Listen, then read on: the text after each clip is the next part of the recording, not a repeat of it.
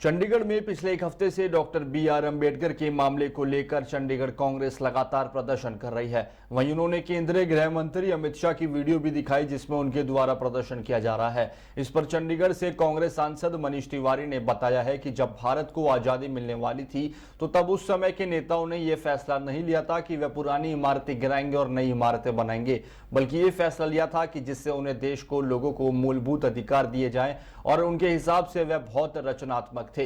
देखिए हमारे सहयोगी सुतांशु शर्मा की यह रिपोर्ट। आप सभी को एक शॉर्ट नोटिस पर यहाँ पर बुलाया। आपका शुक्रिया पहले कि आप इतने शॉर्ट नोटिस पर यहाँ पर आए।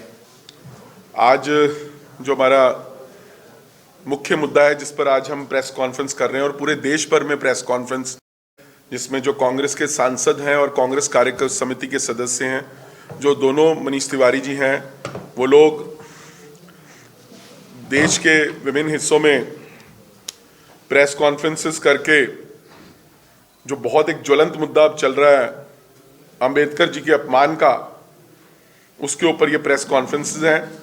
जिस तरह देश के सर्वोच्च मंदिर पार्लियामेंट के अंदर देश के गृह मंत्री अमित शाह जी ने श्री बी.आर. अंबेडकर जी, जो कि संविधान के निर्माता हैं, उनके बारे में जिस तरह की भाषा और शब्दावली का उपयोग किया, जिसकी निंदा कांग्रेस पार्टी ने, उसके तमाम नेताओं ने उस समय की और पूरा विपक्ष लामबंद होकर उस चीज़ को लेकर लगातार संसद के अंदर भी और संसद के बाहर भी प्रदर्शन कर रहा है।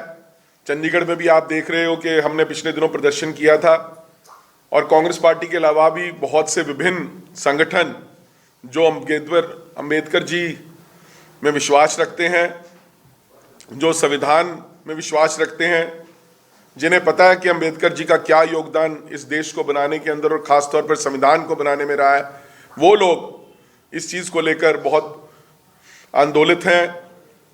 और उसी मसले पर आज की हमारी ये प्रेस कॉन्फ्रेंस है और एक दो और अन्य मुद्दे हैं जिस पर मनीष जी अपनी बात आपके सामने रखना चाहेंगे।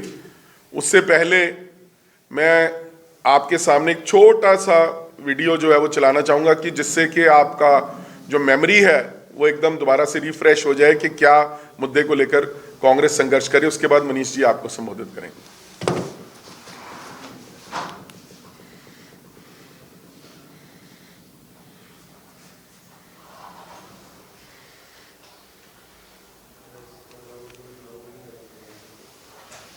अभी एक फैशन हो गया है, अंबेडकर अंबेडकर अंबेडकर अंबेडकर अंबेडकर अंबेडकर।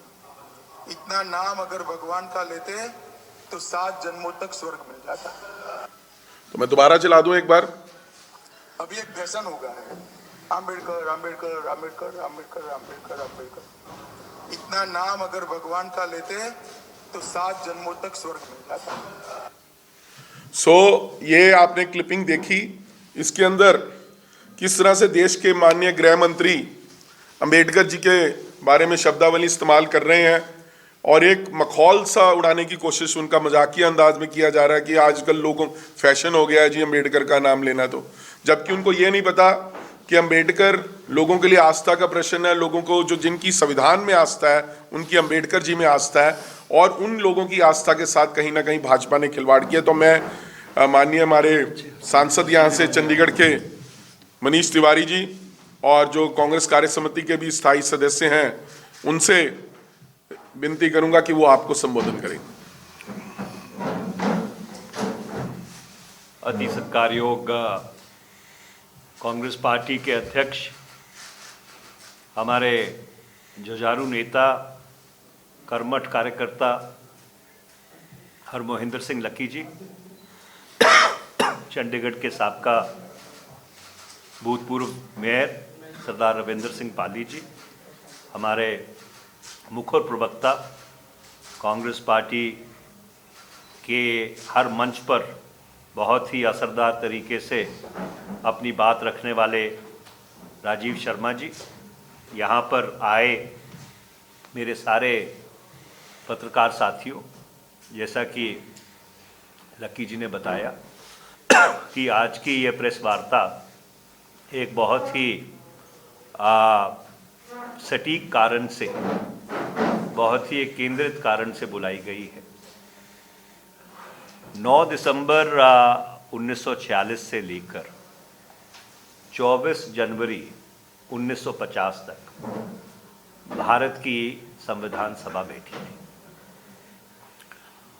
जब भारत को आज़ादी मिलने वाली थी तो उस आज़ादी के, उस लड़ाई के जो नेता थे, उन्होंने ये फैसला नहीं किया कि हम इमारतें गिराएंगे और नई इमारतें बनाएंगे।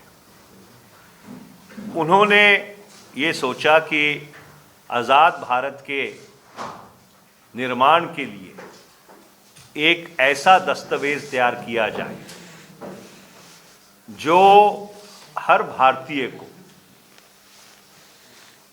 एक कानून का राज दे, और उसी चीज को मुख्य रखते हुए, क्योंकि राजा राजवाड़ों के राज से मुक्ति पाकर भारत एक बहुत बड़ी लड़ाई लड़कर, 100 वर्ष का संघर्ष लड़कर, जो लड़ाई 1857 की पहली आज़ादी की लड़ाई और शायद उससे पहले से शुरू हुई, वो एक निर्णायक मोड़ पर 1946-47 तक पहुंचने वाली थी। और इसीलिए जब भारत के संविधान की संरचना हुई, उन्होंने ऐसे मूलभूत अधिकार भारत के लोगों को दिए जो पूरी दुनिया में अद्भुत थे और अपने आप में एक बहुत रचनात्मक पहल थी। अगर आप संविधान को पढ़ें तो जो बहुत बड़ी बात कई लोगों के संज्ञान में नहीं आती कि जो एक छुआछूत की बीमारी थी इस देश में, सामाजिक तौर पर जो इस देश को कमजोर कर रही थी पीढ़ियों से, उन्होंने संविधान में ये लिखा कि कानून के तहत छुआछूत खत्म की जा रही है, बेगार खत्म की जा रही है, बंधुआ मजदूरी खत्म की जा रही है। ऐसे वक्त पर जब भारत में कोई साक्षरता ज़्यादा नहीं थी, लगभग सिर्फ 10% लोग साक्षर थे, उस समय उन्होंने हर भारतवासी को जात, धर्म, फिरका, मजहब, सब चीज से ऊपर उठकर उन्होंने सबको मताधिकार दिया, वोट का हक दिया। कई ऐसे बड़े लोकतंत्र थे जहां पर औरतों को वो मताधिकार का हक लेने के लिए बहुत लंबा संघर्ष करना पड़ा था। भारत के संविधान ने भारत की हर महिला को बराबरी का मतदान का हक दिया, और बहुत ऐसी चीजें थी उस संविधान में जिसे गोल्डन ट्रायंगल कहते हैं ऑफ राइट्स। धारा 14,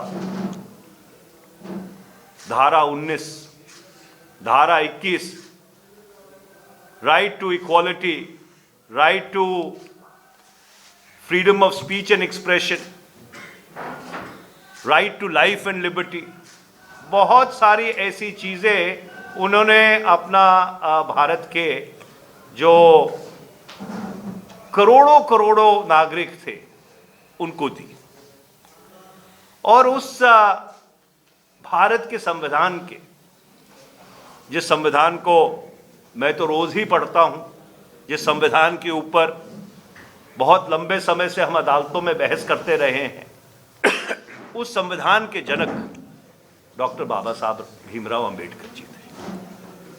वो उस संविधान की जो ड्राफ्टिंग कमेटी थी उस ड्राफ्टिंग कमेटी के वो अध्यक्ष थे। और डॉक्टर बाबा साहब अंबेडकर की जो एक रचनात्मक योगदान है, सिर्फ भारत के संविधान को ही सिरजने में नहीं, पर उसके साथ साथ भारत की जो राजनीतिक, सामाजिक, आर्थिक पृष्ठभूमि है, उसमें जो उनका योगदान था वो अति सम्मान योग्य, और उसे पूरी दुनिया ने सराहा। और ऐसे में अगर कोई व्यक्ति डॉक्टर बाबा साहब भीमराव अंबेडकर जी को किसी तरह से भी उनकी याद को, उनकी जो लेगेसी है उसको ठेस पहुंचाता है, वो भारत के संविधान को ठेस पहुंचाने के बराबर है। और इसीलिए संसद के अंदर और संसद के बाहर निरंतर और लगातार कांग्रेस पार्टी ने ये मांग की है कि वो शब्द वापस लिए जाएं, उनके लिए माफ़ी मांगी जाए, और जाने अनजाने में धारा प्रवाह बोलते बोलते अगर किसी से कोई गलती हो जाती है तो माफ़ी मांगने से कोई व्यक्ति छोटा नहीं हो सकता। और आज पूरे देश में डॉक्टर बाबा साहब भीमराव अंबेडकर जी की उस याद को, उनकी जो एक सकारात्मक भूमिका रही है भारत के राजनीतिक पृष्ठभूमि में, उसका आदर और सम्मान करने के लिए, उसको पूरी तरह से याद करने के लिए, उनके प्रति नमन करने के लिए, उनको एक श्रद्धांजलि देने के लिए कांग्रेस पार्टी ने पूरे देश भर में, कश्मीर से लेकर कन्याकुमारी तक और सिक्किम से लेकर गुजरात तक, हर राज्य में आपके माध्यम से लोगों को ये संदेश भेजने का की कोशिश की है।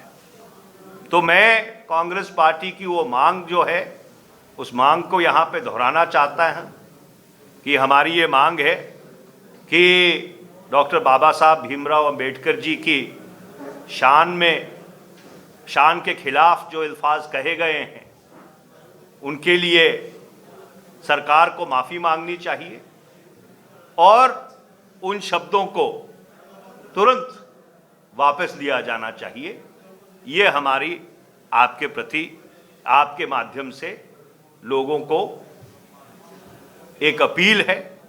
और हम उम्मीद करते हैं कि जो हमारे राजनीतिक प्रतिद्वंदी हैं, वो जो डॉक्टर बाबा साहब भीमराव अंबेडकर जी की एक कंट्रीब्यूशन है, एक सकारात्मक योगदान है, उसको मद्देनज़र रखते हुए अपने अल्फाज वापस लेंगे और उसके लिए माफ़ी मांगेंगे। आज की ये प्रेस वार्ता सिर्फ इसी चीज़ पे केंद्रित रही है। मैं सिर्फ एक बात और कहना चाहूँगा, लकी जी की अनुमति से।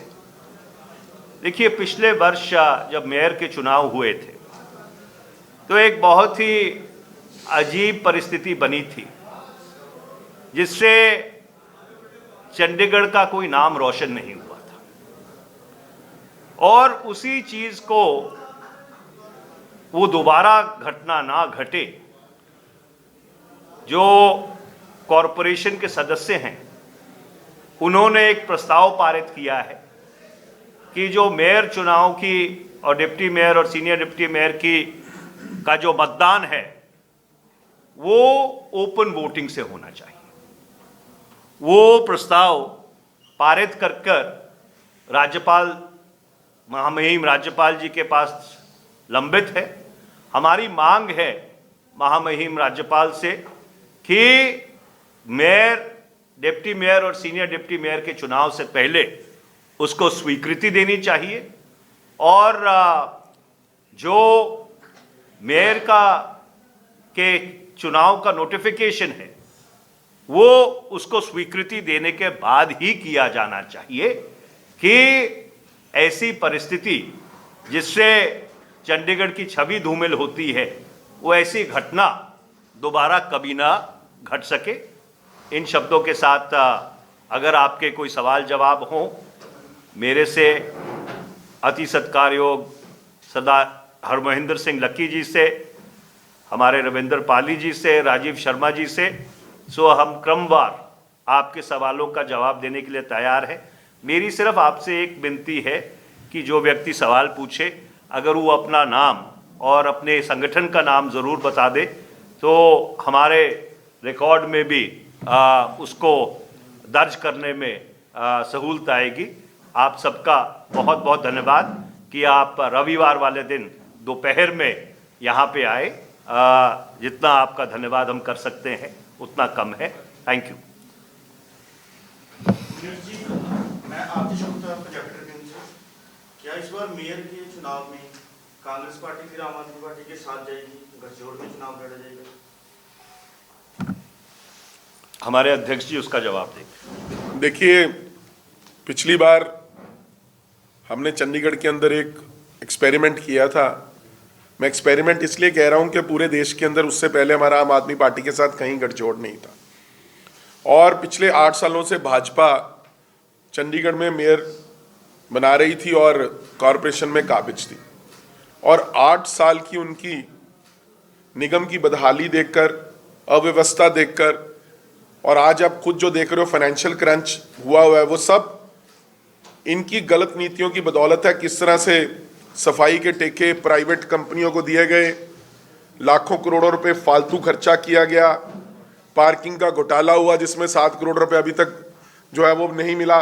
ऐसे बहुत से चीजें हुई जिससे जो चंडीगढ़ की जनता का नुकसान हुआ और भाजपा का कुशासन अंत करने का हमारे पास एक मौका था, इसलिए हमने एक शुरुआत की और मैं मुझे बड़े गर्व के साथ कहना चाहता कि वो शुरुआत यहाँ से शुरू होकर एक ऐतिहासिक जीत में बदली जिस पर सुप्रीम कोर्ट ने भी मोहर लगाई और बाद में इंडिया अलायंस को ठोस बनाने में भी वो मदद मिली।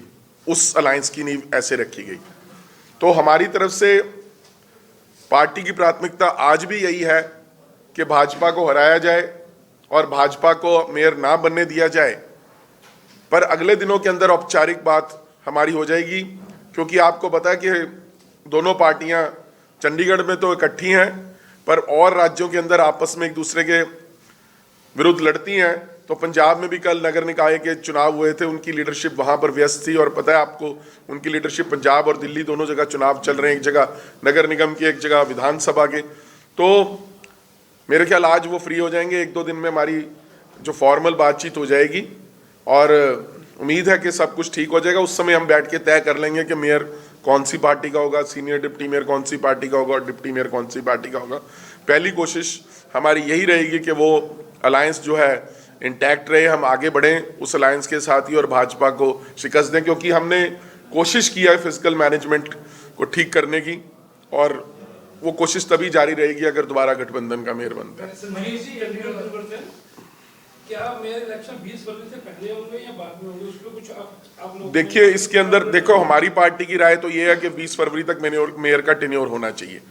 रीजन बीइंग सुप्रीम कोर्ट ने, और जब वो इलेक्शन हुआ था, आपको सारी उसकी पृष्ठभूमि में नहीं जाना चाहता, आप भी जानते हैं, पर हम ये अपनी बात मनीष जी भी एप्रोप्रिएट फोरम पे और अधिकारियों तक पहुंचा चुके हैं।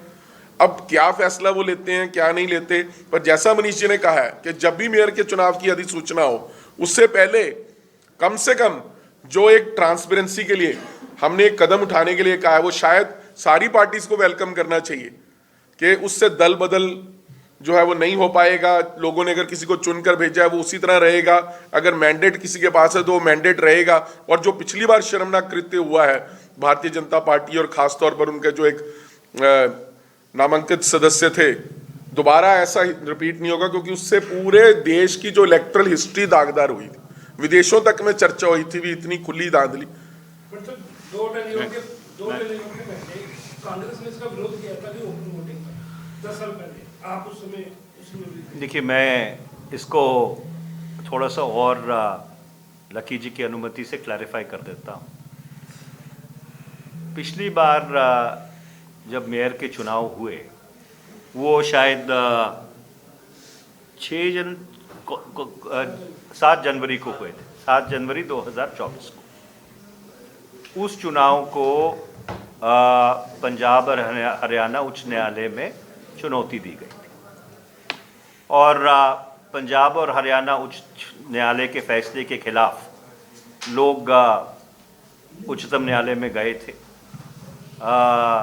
जो मेयर के साझा उम्मीदवार थे उनकी तरफ से याचिका दायर की गई थी और शायद भारत के इतिहास में और मेरे वकालत जीवन में पहली बार ऐसा हुआ है कि वोटों की गिनती उच्चतम न्यायालय का जो पहला बेंच है, चीफ जस्टिस का जो बेंच है, उसके संज्ञान में हुई और उस चुनाव को उच्चतम न्यायालय ने खारिज कर दे quash that election void ab initio. उन्होंने श्री कुलदीप कुमार जी को मेयर घोषित किया। यह फैसला 20 फरवरी 2024 को आया और जो कॉरपोरेशन का एक्ट है उसका जो प्रावधान है, राजीव जी भी बहुत वरिष्ठ वकील हैं, ये इस बात की पुष्टि करेंगे, उसमें ये लिखा हुआ है कि मेयर की टर्म 1 साल की होगी। So the 1 year starts running from the date of the supreme court decision. So therefore we have told the administration that the Supreme Court decision, coupled with the sanctity of the provisions of the Chandigarh Municipal Corporation Act or the Punjab Municipal Corporation Act as extended to Chandigarh, should be respected en toto. Yes, you had a question. Can you? अभी शीतकालीन जो सत्र हुआ उसमें आपने total 21 सवाल उठाए और इसमें से 11 चंडीगढ़ से जुड़े हुए हैं, लेकिन उसमें लोगों को बहुत अचरज हुआ कि आपने बिजली का जो निजीकरण वाला मुद्दा नहीं उठाया। हालांकि जब आप आनंदपुर साहिब से सांसद थे तो आपने उठाया था, लेकिन जब आप चंडीगढ़ से सांसद होते हुए, वो भी इस टाइम पे जब प्राइवेटाइजेशन लगभग पीक पे है, हैंडओवर का प्रोसेस शुरू होने वाला है, तो यह मुद्दा संसद में नहीं उठाने का क्या कारण? आज आपने शायद अखबार पढ़े होंगे, जो शीतकालीन सत्र है संसद का, उसकी 2014 से लेकर लोएस्ट प्रोडक्टिविटी रही है और अगर संसद चलेगी तो ही मुद्दा उठाने का मौका मिलेगा। मैंने निरंतर और लगातार प्राइवेटाइजेशन के ऊपर 0R के नोटिसेस दिए थे और ये बात मैं बिल्कुल साफ कर देना चाहता हूँ कि चाहे एयर इंडिया हो, चाहे जो बाकी ऐसे सरकारी क्षेत्र के संस्थाएं हैं और संगठन हैं, मैं विचारात्मक तौर पर प्राइवेटाइजेशन के खिलाफ रहा हूँ और इसीलिए जबकि वो उत्तरदायित्व चंडीगढ़ की सांसद का बनता था या चंडीगढ़ में जो लोग राजनीतिक तौर के ऊपर अग्रसर हैं उनका बनता था, उसके बावजूद वर्ष 2021 में श्री आनंदपुर साहिब से सांसद होते हुए मैंने उस मुद्दे को संसद के समक्ष रखा था। जब बिजली कर्मियों का धरना हुआ था तो शायद मैं अकेला एक ऐसा राजनीतिक व्यक्ति था, लकी जी उस दिन बाहर थे किसी निजी काम से, जो जाकर उनके धरने पे बोल के आया था। तो इसलिए हमारा बिल्कुल जो रुख है इसके ऊपर साफ है। पर हाँ, ये वास्तविकता भी है कि Punjab and Haryana high court का उसके बाद फैसला आया है, उस फैसले के ऊपर उच्चतम न्यायालय ने अपनी मोहर लगाई है, वो भी एक वास्तविकता है। पर जहाँ तक हमारा सवाल है, हमारी पार्टी का सवाल है, हम विचारात्मक तौर से ये निजीकरण के विरोध में रहे हैं। I hope that answers it fully. Centre ने इलेक्शन रूल्स में चेंज किया है, उस पे आप क्या राय? It is extremely unfortunate. What the central government has done is a complete travesty by not allowing access to individuals who want to see or question the transparency of the electoral process is most unfortunate and condemnable, for the lack of a better word. The fact remains that these amendments came after the Punjab and Haryana High Court directed that the petitioner in a case before the Punjab and Haryana High Court, who incidentally happened to be my All India General Secretary of the Youth Congress also, Mehmood Paracha, the court had directed that all the documents be handed over to him. And obviously, I think, since it's an ongoing litigation, the petitioners would obviously challenge this rule. This rule also has to be ratified by being laid on the floor of the House. Now, I'm not sure whether in the Representation of People's Act, it entails that it has to be laid on the floor of both the houses or on the floor of one house, because there are different provisions in different acts. I have not examined it, but I'm sure that since there is a provision that Parliament has to ratify it within 14 days, therefore, when Parliament meets for the budget session, this would be taken up on priority. और कोई question किसी साथी? एक जो Chandigarh airport का old airport के renovation को लेके जो पैसा था, उस पे जो आपने पार्लियामेंट में सवाल पूछा, हरदीप सिंह पुरी ने जो उसका जवाब दिया था, उसको लेके हरदीप सिंह पुरी ने ट्विटर पे उसका जवाब दिया था कि कांग्रेस शब्दों के हेरफेर में माहिर है। हालांकि आपने उसका ट्विटर पे जवाब दिया, लेकिन अगर आप एक बार क्लियर सबको बता सके कि वो पूरा मुद्दा क्या था और उस पे अब आपका रिस्पॉन्स क्या है?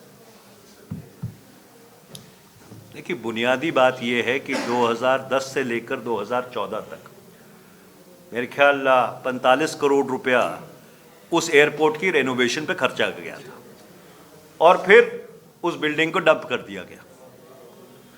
तो मैंने ये सवाल जब मैं श्री आनंदपुर साहिब से एमपी था, जुलाई 2019 को श्री हरदीप सिंह पुरी जी से पूछा था। वो minister of state independent charge थे सिविल एविएशन के, और जो जवाब आया था वो बहुत ही चौंकाने वाला जवाब था कि that no money has been spent on the renovation, जबकि वो रेनोवेशन हम लोगों के सामने हुई थी।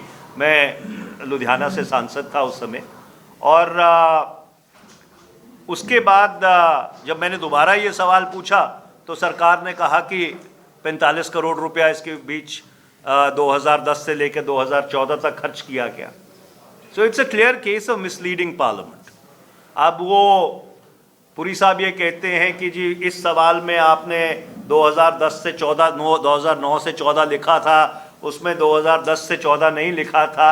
पर अगर आप उस 2019 के सवाल को पूरी तरह से संज्ञान में लें तो सीधा सीधा सवाल ये था, how much money was spent on renovating the old Chandigarh airport building, और उसके आगे कि भाई आपने इसको क्यों अबैंडन कर दिया, ये कर दिया है, वो कर दिया है। देखिए, बात ये है कि जो चंडीगढ़ और पंचकूला से लोग आते हैं, एक टर्मिनल है, आपने उसके ऊपर 45 करोड़ रुपया खर्चा है, पिछले 10 साल से आप उसका इस्तेमाल नहीं कर रहे हैं। अगर उसका इस्तेमाल शुरू हो जाएगा तो जो चंडीगढ़ और पंचकूला के लोग हैं उनको एक सहूलत मिलेगी। बाकी एयरपोर्ट्स पे भी तो टर्मिनल 1, टर्मिनल 2, टर्मिनल 3, टर्मिनल 4 हैं।